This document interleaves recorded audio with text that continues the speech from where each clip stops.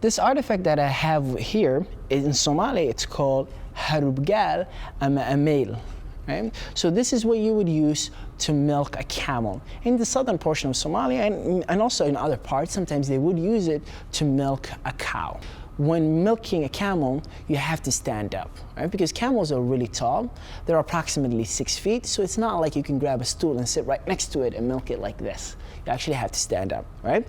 And so you have a pose like this. So what you do is you bend one of your legs and you elevate it, right?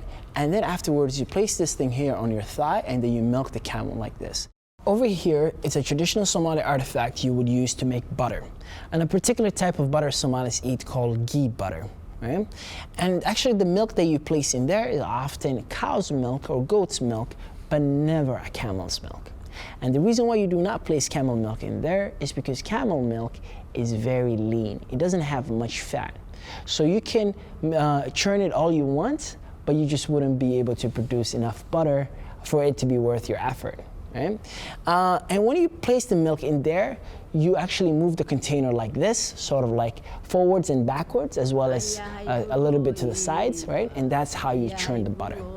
There's a whole section of Somali literature dedicated to work songs. For instance, there's a song for butter making, because it's a tedious activity. It can take a long time. And so ladies would just sing songs as they churn the butter. And then once the butter is complete, then you would use this type of spoon to remove the butter from the container, right? So the container in Somali is called han, and this one here is called qudi, right?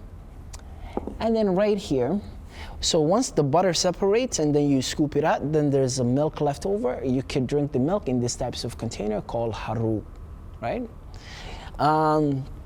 Or if you want to preserve your milk, you would place it in this type of container, which is called deal.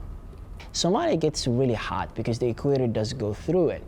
And so sometimes they did have surplus of milk. So the question is, how do they preserve milk in a hot environment like Somalia?